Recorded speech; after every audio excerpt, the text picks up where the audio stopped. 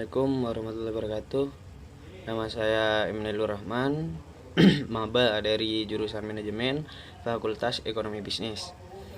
NIM saya 11200810000134. Kali ini saya akan menjelaskan investasi dengan tepat saat pandemi COVID-19.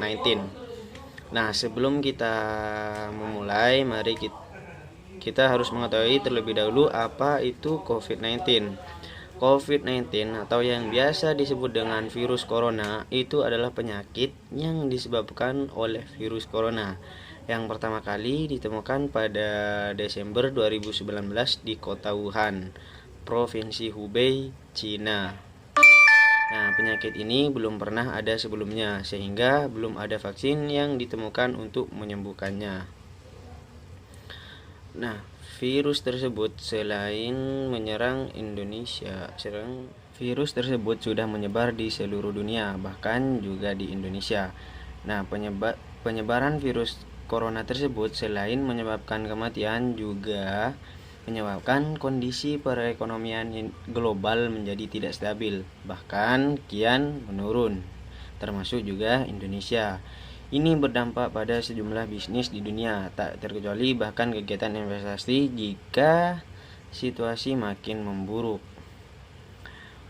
Wabah corona yang terus-menerus berputar membuat para investor asing dan juga domestik berusaha keras mencari aset yang tepat dan aman. Tidak jarang investor mulai mengubah strategi investasi mereka saat corona agar selamat dari kerugian. Berdasarkan data BIE atau Bursa Efek Indonesia, hingga tanggal 8 April 2020, IHSG atau Indeks Harga Saham Gabungan melorot sampai 26,44% dengan catatan net sell atau jual bersih asing sebesar Rp 15,01 triliun di pasar reguler. Sementara itu, di pasar non-reguler atau tunai dan negosiasi, terjadi net buy atau aksi beli asing sebesar Rp 2,9 triliun.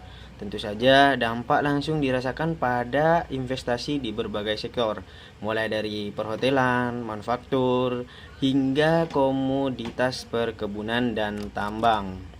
Lalu, sebenarnya apakah investasi masih aman dilakukan saat corona seperti ini? Jawabannya yaitu masih aman, asalkan kamu mampu menelusuri instrumen investasi apa yang tepat dipilih agar tidak terjadi kerugian yang amat besar. Berikut ini adalah beberapa jenis investasi yang tepat dan bisa kamu gunakan di tengah pandemi COVID-19. Apa saja? Yang pertama yaitu surat utang negara atau yang bisa disebut dengan SUN.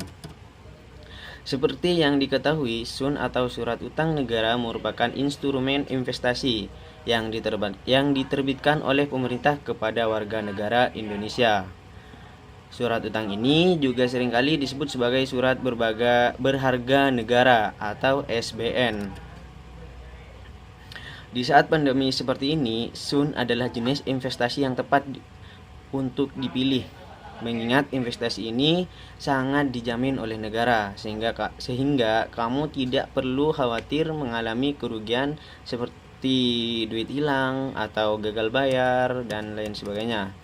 Salah satu jenis SUN yang dianggap efektif ketika masa pandemi corona yaitu obligasi negara yang terdiri dari SBR atau Saving Bond Retail, ORI, Obligasi Retail Indonesia, dan SR, Skuk Retail atau Skuk Retail.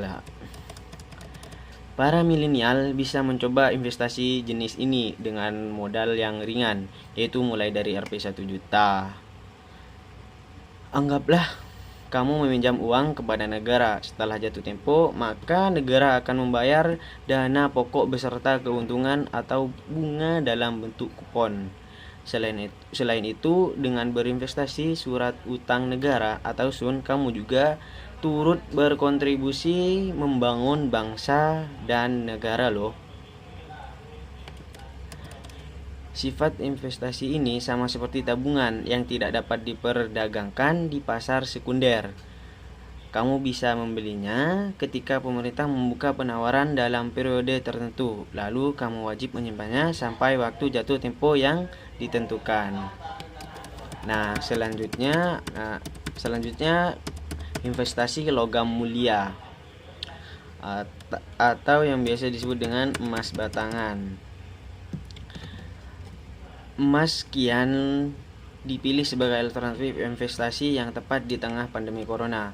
Bukan tanpa alasan, para milenial bahkan boomers masih setia berinvestasi dalam wujud emas. Tidak hanya perhiasan, tapi juga logam mulia atau emas batangan. Hal tersebut dikarenakan risiko investasi emas terbilang sangat kecil, keuntungannya pun lumayan besar. Caranya juga tidak sulit. Cukup menerapkan sistem jual beli. Sistem jual beli seperti sistem jual beli ya.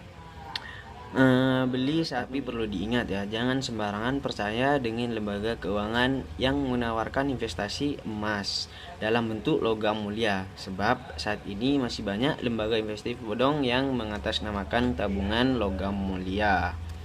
Nah, kemudian selanjutnya yaitu investasi properti. Walaupun sebagian besar milenial saat ini memiliki gaya hidup yang sangat konsumtif dan boros, di antara mereka ternyata banyak juga yang mulai menyisihkan pendapatan untuk membeli properti dengan tipe sederhana atau memiliki 1-2 kamar. Caranya juga kian mudah, di mana prosesnya bisa dilakukan melalui pengajuan KPR atau kredit pemilikan rumah. Bahkan ada subsidi dari pemerintah yang membuat harga rumah jadi lebih terjangkau.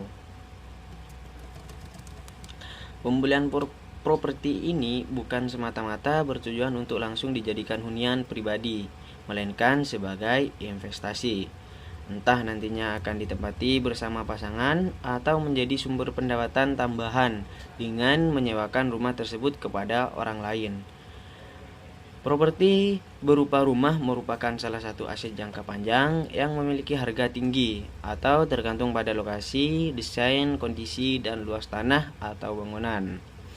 Sifatnya yang tidak mudah dicarikan atau non-liquid membuat investasi properti cocok dipilih ketika kamu berada di tengah ketidakstabilan ekonomi seperti saat ini. Nah, mungkin itu saja yang bisa saya jelaskan. Selamat mencoba.